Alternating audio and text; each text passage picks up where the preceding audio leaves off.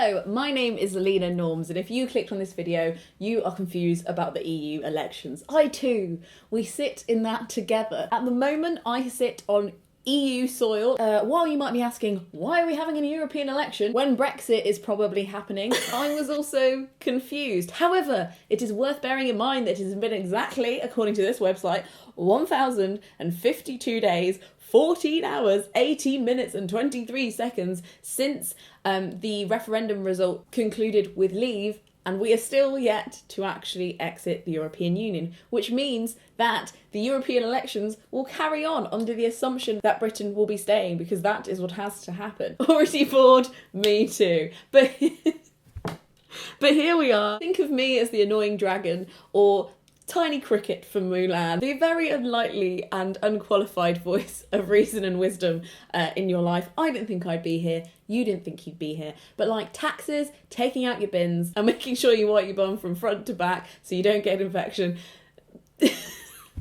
It's just a thing we're gonna have to learn about. Now, no fear, because one, I have actual facts. I've become a European Parliament ambassador, which I'll explain more about in a second, and I have weapons of mass revolution, plus some very funny knock-knock jokes from the internet. So as far as painless goes, it's only going to be about 95% painful. I took questions from you guys on Instagram asking to find out what you're most concerned about when it comes to the EU elections and whether you should even vote at all. I sent them to the European Commission and they replied to me with some replies. So I'm going to tell you about that, as well as my own personal opinions and some thoughts about whether or not we should turn up to vote on the 23rd of May. That is when the elections are. Put it in your 23rd of May. Without further ado, I'm going to crack out the face paint, because this, my friends, is a get ready with me. First question is from Aziz. They ask, why are you so cute? Is that a new ambassador glow? And I'm like, yes, because democracy is worth it. I hope you appreciate there was no expense spared on this video. 149 of my British pounds, none of this EU currency. As Saffron and On asks, very eloquently, da fuck is European Parliament ambassador, mate? The European Parliament ambassador position is not something that I'm taking any money for, because that would be bureaucratically dodgy, potentially, to take money from a government body to be impartial on my channels about a yes or a no. But I've also been very vocal on my channels about being pro-Remain. It's basically that the European Parliament have chosen a few VIPs to help promote the European elections and the turnout, which is something I talked about in my last video, and they saw it and were like, yo, we should do something together. And I was like, let's go. I imagine this is not what they had in mind, which is why it's not important to take payment if you know that you are a chaotic Gemini. Rihanna Hills asks, literally everything. So they want to know literally what is happening with the European elections. So the European elections happen every 5 years. I have some people that I know that didn't actually know that European Parliament elections happened, which makes my heart sad. I don't blame them, but I'm also just like, why don't we get taught about this? But anyway, we've always had these European elections. The people that we elect represent us in Parliament for 5 years. People who think about the laws and ask to change them into the European Council, that they're made up of prime ministers and presidents and whatnot. Theresa May is on there. And then to make sure that the citizens still agree with the things that the leaders want, even though we obviously already elected the leaders, it goes to the European Commission, who the people I've been working with, who kind of refine those laws. They will draft the new laws, and then they take them to the European Parliament, which are people that we elect to make sure that it's definitely what the people want. There are 751 MEPs, Ministers of European Parliament, right? And they represent Europe's 500 million citizens. So yes, your voice will be heard, but also 499.999 thousand million citizens need to be heard. So lots of you asked, what was the point? The European Commission say that the MEPs are elected for 5 years, so if Brexit doesn't go ahead, they are going to be deciding our lives for the next 5 years. It is quite important, and there is a possibility that Brexit won't go ahead. What I think is big here is that in 2014, back when things made more sense, only 28% of people in the UK voted in that election. And that's a huge indicator to people in Parliament that our citizens don't really care about Europe, that they don't feel part of Europe, that they don't get Europe, or potentially they haven't really been told anything about the European elections. According to this Refinery 29 article that I referenced in my last video, young people, private renters and EU citizens are most at risk of missing out on their vote. They're the least likely to vote, and they are the ones that are demographically most likely to be pro-Remain.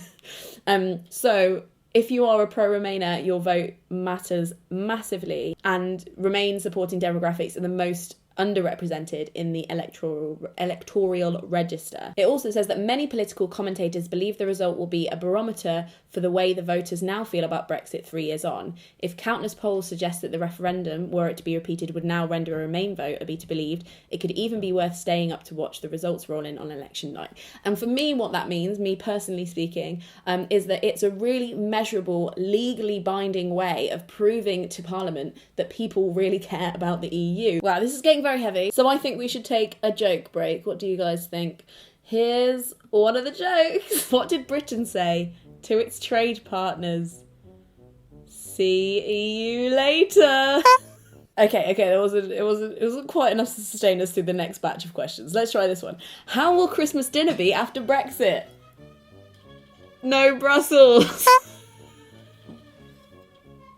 Sarah Q asks, what are the qualifications to be an MEP? A very good question, Sarah. So there are no qualifications you need to be an MEP. Moreover, every MEP is encouraged and allowed to speak in their mother tongue. They have interpreters all over Parliament for the 24 official European languages, so nobody is discouraged or intimidated into speaking in either English or French. So I thought that was quite an interesting fact. Miss Curls 101 asks, do EU Parliament representatives have political party affiliations, i.e. a Labour rep, or is it on an individual basis? That is an excellent question, and one that I didn't 100% know the answer to. I didn't want to say confidently yes, but thankfully my mates at the EU Commission helped me out. They said, yes, they do. Most MEPs start off as members of a national party like Labour or Conservative, and then once they are, I'm trying to paint my face at the same time, my focus is wavering. Then once they are elected to Parliament, they will sit with a Europe-wide party. MEPs do not sit with their nationality in European Parliament. They sit with others from across Europe that have similar political beliefs.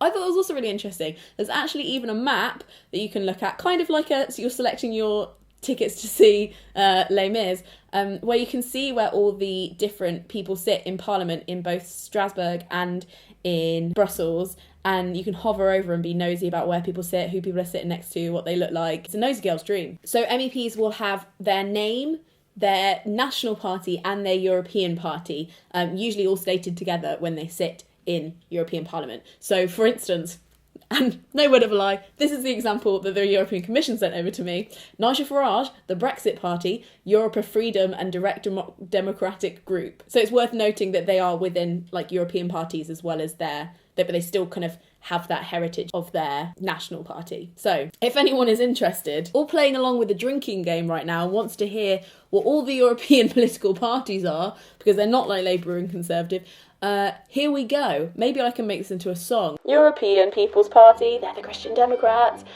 Progressive Alliance of Socialists and Democrats in the European Parliament, European Commissions and Reformists Group, Alliance of Liberals and Democrats for Europe, the Confederal Group of European United Left and Nordic Green Left, Greens and European Free Alliance, Europe of Freedom and Direct Democratic Group, European of Nations and Freedom Group, Europe of Nations and Freedoms Group. Now, there are 3 questions that, understandably, the European Commission can't comment on. So the next little bit is going to be purely my opinion on this topic. Is it true you can get out of Brexit depending on the EU voting? I stated that at the beginning. From lots of different trusted political people that have been writing articles, it's suggested that it would be a very good piece of leverage for pro-Remain MPs to use when arguing that we need another referendum, or at least a soft Brexit. People have also been asking, is there a way I can strategically vote to keep us in the EU?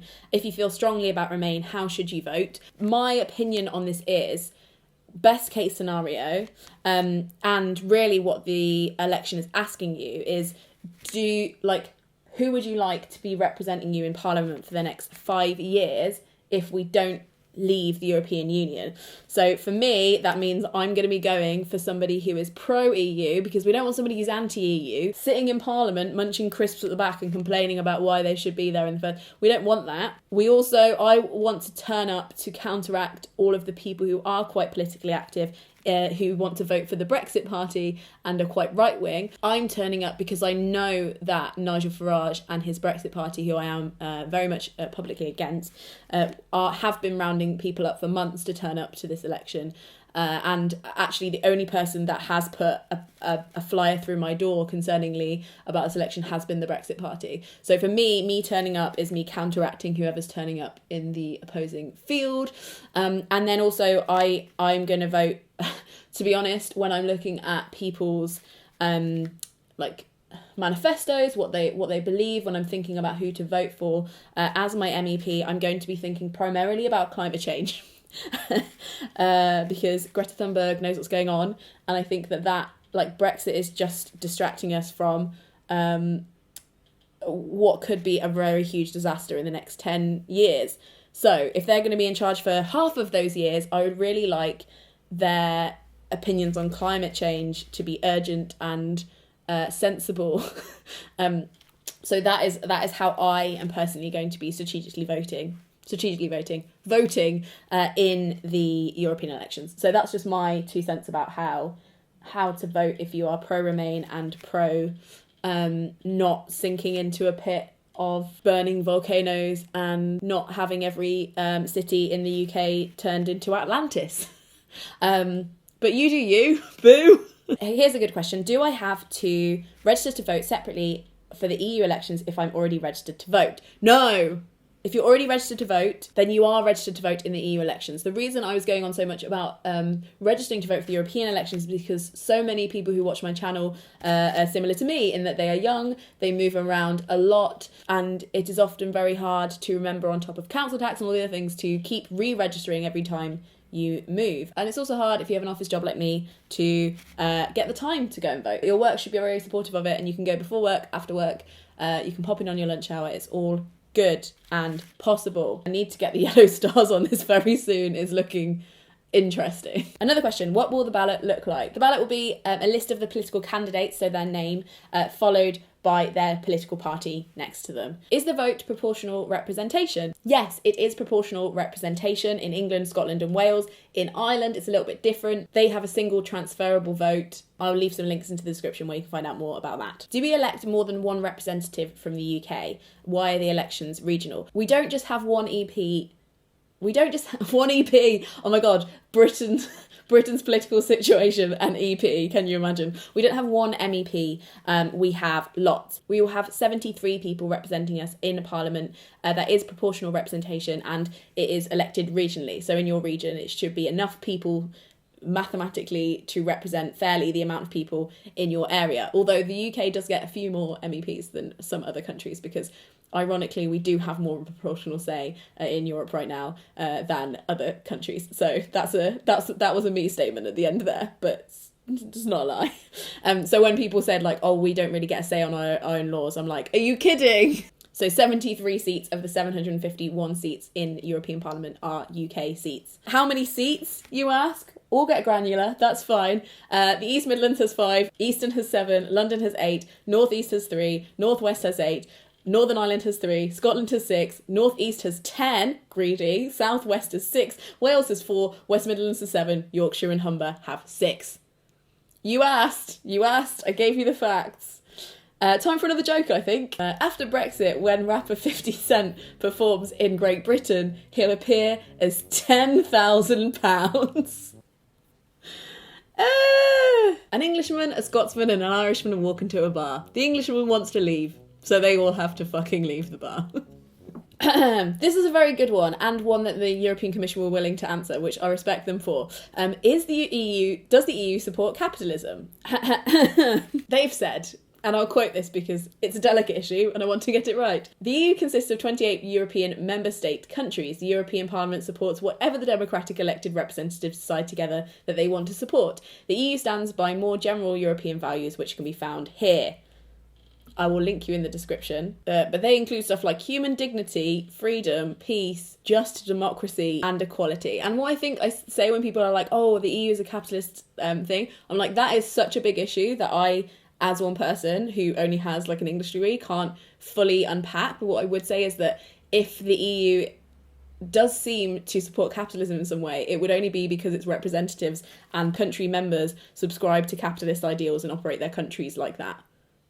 Much like Britain right now. I live in Europe, but I'm not a European citizen. Can I vote in this election? Unfortunately, you cannot. Only European citizens can vote. Them's the breaks right now. Somebody asked what are non-confusing sites I can use to research best resources. I'm going to leave lots of those in the description below. I'm discovering them as you are. What Europe does for me, UK funding from the EU and the Citizens app are all really helpful, and I'll leave some links down there. Now, while I paint these stars onto my face, we're going to talk quickly about apathy. Apathy is the absence or suppression of passion, emotion, or excitement. Wow, this is... okay. This is just going to be green. Gonna get them stars on. Oh God. It is really easy to feel absolutely exhausted by the political climate in the UK right now, and I imagine around the world, but you can let me know about that in the comments, I'm sure. This is more looking like a kind of Van Gogh Starry Night thing, and I'm kind of into it. But I think what is important is to allocate time and space in your brain to think about this stuff, and then switch off. So make sure you are thinking about it. Put some time to read about it, worry about it, and then in the rest of your life, stop worrying about it. Because what I find is that I'm like, oh my God, I'm so exhausted by this. Like, I've spent so much emotional labour on it, but I've actually done very little towards a political point or like a particular worry that I've had. Like, actively, I haven't really done that much, but because I've spent so much of my personal emotional time worrying about it, it feels to me like I've done a lot. Like, it's really taken up a lot of my time and space, and I'm done with it, and it's not really anything to do with me. Now, I think that is a fault of our own, like, emotional organising in our heads. Like, we're kind of like, our brains equate that to actually doing the work, and it stops us from being able to be effective, because we're like, oh. So what I've been trying to do is, when like setting aside some time to research about the elections, worry about it, do videos like this, apparently on a very sunny Sunday afternoon. These are the life choices I'm making.